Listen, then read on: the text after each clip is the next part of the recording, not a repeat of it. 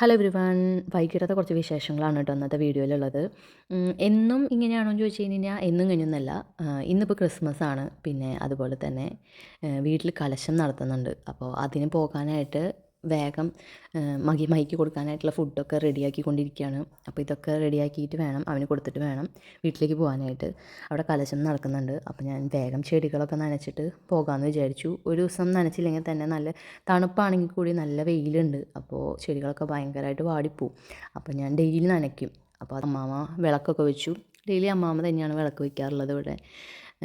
അതെന്താണെന്നറിയില്ല, ഞാൻ കല്യാണം കഴിഞ്ഞ് വരുമ്പോഴും അങ്ങനെ തന്നെയാണ്. അത് കഴിഞ്ഞ് അവനെ കുളിപ്പിച്ച് വേഗം പോകാമെന്ന് വിചാരിച്ചു. അപ്പോൾ നല്ല തണുപ്പായ കാരണം കൊണ്ട് ചെക്കൻ ടർക്കി ഉടുത്തിട്ടേ പുറത്തേക്ക് വരുള്ളൂ. നല്ല തണുപ്പാണല്ലോ. അത് കഴിഞ്ഞ് ഞങ്ങൾ കുറച്ച് നേരം കളിച്ച് ടൈമിലൊക്കെയാണ് ഞങ്ങൾ കൂടുതൽ കളിക്കാറുള്ളത് കേട്ടോ. പിന്നെ അവന് ഡെയിലി ഇപ്പോൾ മോയ്സ്ചറൈസർ ഇട്ട് കൊടുക്കും. കാരണം ഭയങ്കര ഡ്രൈ ആണ് സ്കിൻ. അപ്പോൾ ഡോക്ടറെ കണ്ടപ്പോൾ ഡോക്ടറും പറഞ്ഞിരുന്നു ഏതെങ്കിലും നല്ലൊരു മോയ്സ്ചറൈസർ ഇട്ട് കൊടുക്കണം. ഞാൻ ഹിമാലയയുടെ മോയ്സ്ചറൈസറാണ് ഉപയോഗിക്കുന്നത്. കുറച്ച് നാളായിട്ട് ഞാനിത് തന്നെയാണ് ഉപയോഗിക്കുന്നത്. എനിക്ക് നല്ലതായിട്ടാണ് തോന്നിയിട്ടുള്ളത്. ഫേസിലേക്ക് സെബാമെഡാണ് ഉപയോഗിക്കാറുള്ളത്. പക്ഷേ ഇപ്രാവശ്യം എനിക്ക് എടുക്കാൻ പോകാനായിട്ടുള്ള മടി കാരണം കൊണ്ട് ഞാൻ ഹിമാലയ തന്നെ ഫേസിലും ഇട്ട് അഡ്ജസ്റ്റ് ചെയ്യാമെന്ന് വിചാരിച്ചു. അപ്പോൾ അതിൻ്റെ ഇടയ്ക്കാണെങ്കിൽ അവൻ ഇങ്ങനെ കൊഞ്ചിക്കൊണ്ടിരിക്കുന്നുണ്ട്. അവന് വീട്ടിൽ ചേച്ചിമാരും ചേട്ടന്മാരൊക്കെ വന്നിട്ടുണ്ട്. അപ്പോൾ അവരുടെ കൂടെ കളിക്കാൻ പോകാനായിട്ടുള്ള ഒരു വെപ്രാളത്തിലാണ് മൂപ്പരുള്ളത്. അപ്പോൾ ഭയങ്കര സ്നേഹപ്രകടനമൊക്കെയാണ് അങ്ങോട്ട് പോകാൻ വേണ്ടിയിട്ട്.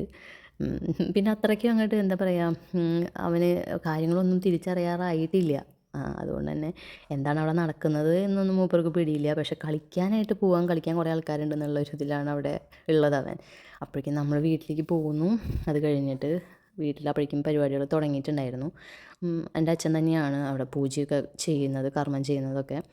അപ്പോൾ എല്ലാവരും പിള്ളേരൊക്കെ കളിയിലാണ്. അവനാണെങ്കിൽ എന്താണ് നടക്കുന്നതെന്ന് ഒരു പിടിയും കിട്ടുന്നില്ല. എന്തോ വലിയൊരു ഉത്സവം പോലെയൊക്കെയാണ് അവൻ ഉണ്ടായിരുന്നത്. ഭയങ്കര സന്തോഷത്തിൽ ഓടിക്കളിയും കാര്യങ്ങളൊക്കെ ആയിരുന്നു.